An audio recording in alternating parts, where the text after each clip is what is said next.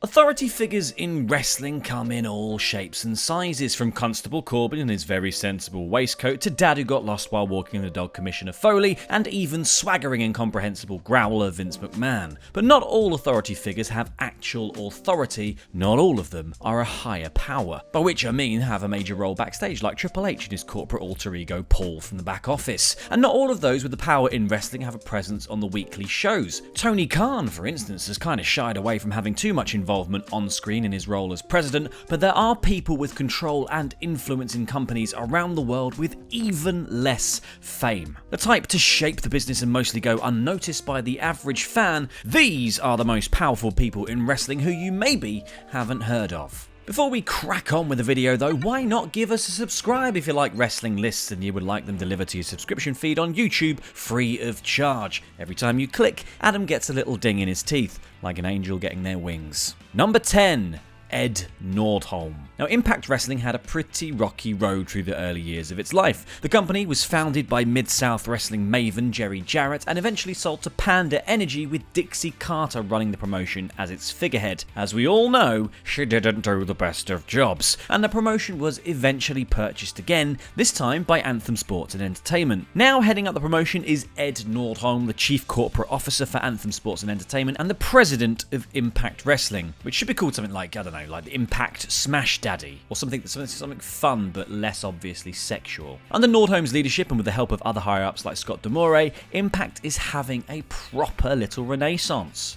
Well done, folks. Number 9. Court Bauer. Court Bauer is a former member of the WWE writing team, having worked on Raw and SmackDown starting in 1999. He then launched Major League Wrestling in 2002, which ran until 2004 in its first run, and then eventually relaunched the whole thing in 2017. Currently, Bauer serves as the owner and chief executive officer of MLW, one of the most prominent independent promotions in wrestling today. Kind of the Major League of independent, you might say. Nya, nyum, nya. Nyum, nyum, nyum, nyum. This is such a dry list. Couldn't I have done like people falling over or something? Now, Bauer has been involved in wrestling for decades, and MLW has become a proving ground for a lot of talent that are going to make it big elsewhere. Names like MJF and Brian Pillman Jr. both came through the promotion. If you're wondering where you may have heard Bauer's name recently though, it's because he and MLW are behind the recent antitrust lawsuit filed against WWE, and depending on how that goes, Bauer might be able to move up this list, or completely off of it if he becomes a household name off the back of it. Number 8. Joe Koff. Now, while this is kind of a difficult one to discuss given the current state of Ring of Honor, because Joe Koff is the Chief Operating Officer for ROH, working with parent company Sinclair Broadcasting. And with Ring of Honor being put on hiatus and every contracted talent being released, Koff was the one to take the blame publicly, saying in an interview that he had managed the company too cautiously and they missed a big opportunity to grow in 2018 when the Elite was at its hottest with the success of All In. Now, he said that it was his decision to put ROH on hiatus, but many others have placed the blame on Sinclair Broadcasting's mismanagement of the promotion, so I wouldn't feel too bad, Joe. Number 7. Brett Lauderdale. You wouldn't think that an unsuspecting referee for Combat Zone Wrestling would go on to be the owner of Game Changer Wrestling, but this is just what happened with Brett Lauderdale. How is that for a super businessman origin story? Or probably should that be villain, because GCW specialises in the sort of competition that would make Jigsaw cough a lung, something he then might use as a cunning trap in a later film. God, this is a dry list. Lauderdale purchased the promotion in 2015 when it was known as Jersey Championship Wrestling. Brett then rebranded it to GCW, and the name has become one of those talked about on wrestling Twitter all the damn time because people keep hitting each other with stuff. Under Lauderdale, GCW has made a name for itself not just through its penchant for death matches and hardcore wrestling, but also by promoting major indie events like Bloodsport, Joey Janela's Spring Break, and Effie's Big Gay Brunch. GCW has essentially quickly grown to rival other major long-running promotions on the US indie scene in terms of popularity, while also promoting diversity and inclusion across the entire independent wrestling spectrum. Turns out light tubes and thumbtacks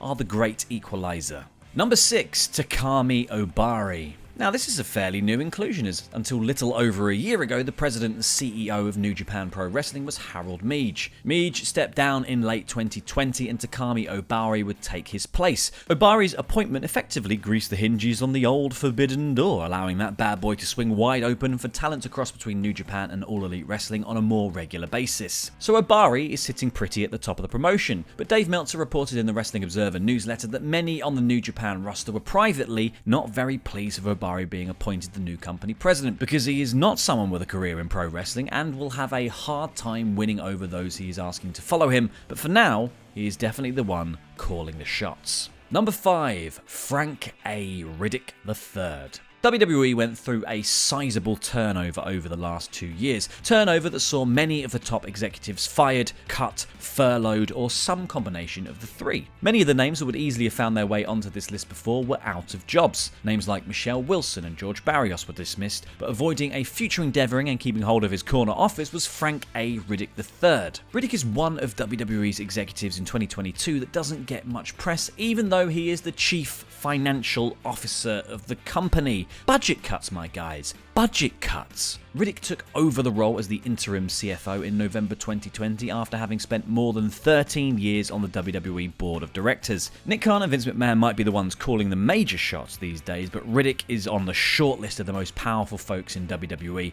and that makes him one of the most powerful people in wrestling as a whole.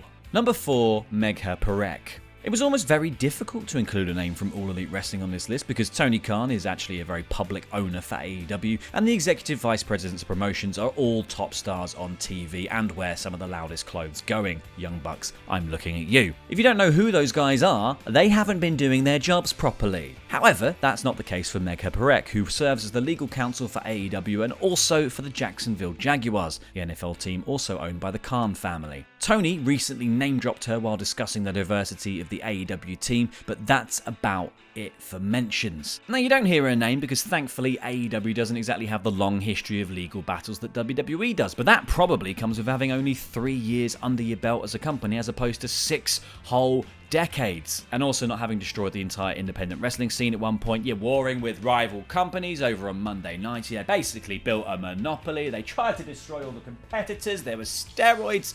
Regardless, we were actually talking about AEW, and if anyone is going to take on the second biggest wrestling promotion in North America, they are going to have to go through Megha Parekh.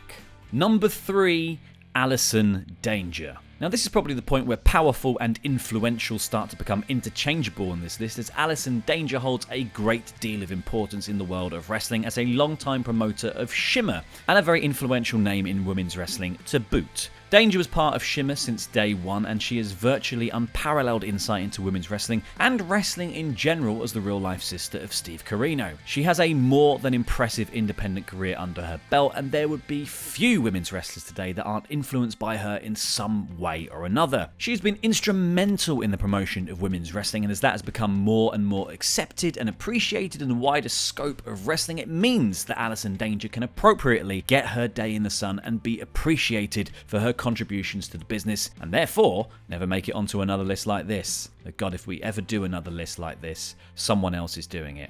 Please. Number 2, Jerry McDevitt. Whereas AEW doesn't have that long history of legal battles to draw from, the same cannot be said for WWE. At the forefront of all this is the longtime legal counsel for WWE, Jerry McDevitt. This is the man that knows where the bodies are buried, so to speak. McDevitt has been involved with WWE since 1987 when he helped to get Jim Neidhart out of some legal trouble, but since then he has been thoroughly involved in WWE's legal proceedings. This has included everything from the steroid trials in 1994 and the various concussion lawsuits levied against the company. Even now, with MLW suing WWE, they have to go through Mr. McDevitt, the legal winged eagle, the Texas law hawk. I've no idea where he's from or what his nickname is, but they all sounded good. Long story short, though, is that WWE has been virtually untouchable in the courtroom because of McDevitt's expertise, and he is a major reason why legal action against WWE is such a daunting prospect. Number 1, Dave Prazak. Now, one of the most influential names in all of independent wrestling and the founder of Shimmer Women Athletes, Dave Prazak is a name that deserves far more recognition within professional wrestling as a whole. Having worked as a promoter and manager in the late 90s and early 2000s, Prazak worked alongside the likes of CM Punk, Colt Cabana, and Chris Hero. However, it is his work in promoting Shimmer as the company's founder where he deserves true recognition. He's one of the key figures in promoting women's wrestling in North America, always focusing his promotion on the athletic side of women's wrestling where very few promotions could say the same. While definitely not a household name, Prazak's work has not gone unnoticed as he is set to be inducted into the Independent Wrestling Hall of Fame by none other than CM Punk. Good on you, sir. And that's it. That's our list. Now, usually I'd say something like, let us know in the comments down below if there are any big entries I missed, but why don't we talk about smaller entries in the comments? Let us know if there are small promoters out there, smaller people working in coaching or running wrestling schools that you want to give a shout out to in our comments section, because these are the people that are securing the future of wrestling. If you want to watch more wrestling lists, click the ones that have appeared on screen now, and as always, jam that jam.